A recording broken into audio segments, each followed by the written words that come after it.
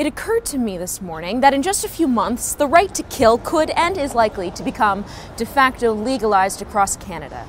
Recall in February, the Supreme Court ruled that it is no longer illegal for a doctor to kill his or her patient.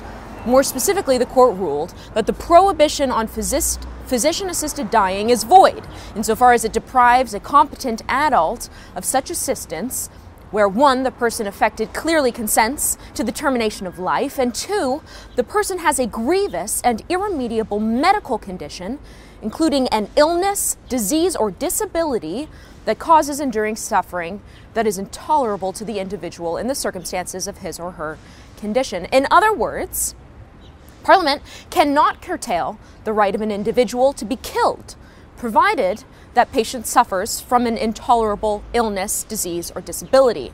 It's pretty broad, isn't it? And intolerable is pretty ambiguous, isn't it? Do you remember when that happened? When 9 judges, not 308 elected MPs, but 9 unelected, unaccountable judges ruled unanimously that a doctor could end the life of his or her patient. Previously, it was illegal and, by the way, a contravention of the Hippocratic Oath that doctors take to do no harm for them to hasten someone's death. Not anymore. But what the court said was, hey, Parliament, you have 12 months to legislate on this. You have 12 months to come up with a new law, provided that law does not inhibit the right of an individual to be killed in the event that they suffer from an intolerable disease. So even if Parliament wanted to legislate on this, what could it really do? Well, what it can't do is maintain the status quo of euthanasia being criminal, of the hastening of anyone's death being criminal. It could create legislation that defines or creates tight parameters around what an intolerable illness, disease, or disability is. It could do that to prevent the so-called slippery slope from occurring, right? To, at the very least, try to ensure that people suffering from depression don't fall victim to this new law, though it would be hard and unprecedented. Seriously, in every single country that's legalized euthanasia, it's presently sliding down that slippery slope where children are being euthanized or the depressed are being killed at will. But I don't even think we can expect the very bare minimum, any law on the books at all. Why? Because there's an expiry date on this ruling, and come February, it self-destructs. In 6 weeks, Parliament will break for an extended summer break.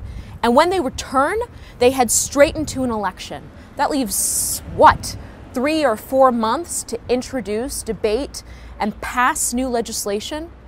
And that 3 to 4 month period, by the way, includes a break for the holidays. Do you recall how long it took for Parliament to introduce, debate, and pass legislation on prostitution? It took 6 months. And the Conservatives had a majority then. Who knows what our government will look like following the fall election, which is to say, when the expiry date on the Supreme Court's ruling hits next February, we might have a situation analogous to what we have with abortion. The court ruled in the 80s that Parliament could limit abortion, but that they couldn't completely eliminate it, so they opened the door for Parliament to legislate. And what happened? Parliament couldn't get their act together in time to pass anything. And every successive government since has said it's too much of a hot potato, we're not touching it. So now we have no laws regulating abortion. And my fear is that we're months away from euthanasia becoming de facto legalized across Canada with no limits.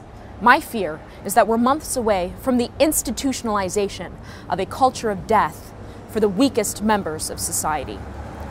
Especially in a country with a public healthcare system, the risk is there for people to die prematurely by being murdered by their doctors.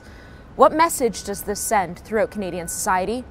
What are we communicating through our laws about the lives of disabled, depressed, and elderly Canadians? Today is the 1-year anniversary of Pope John Paul II's canonization. At the end of his life, he was suffering greatly with Parkinson's disease.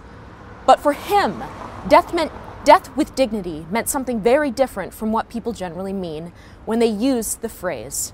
For him, the moment of death was the last moment of preparation before meeting God. It was a time of prayer and thanksgiving, one which he experienced surrounded by others.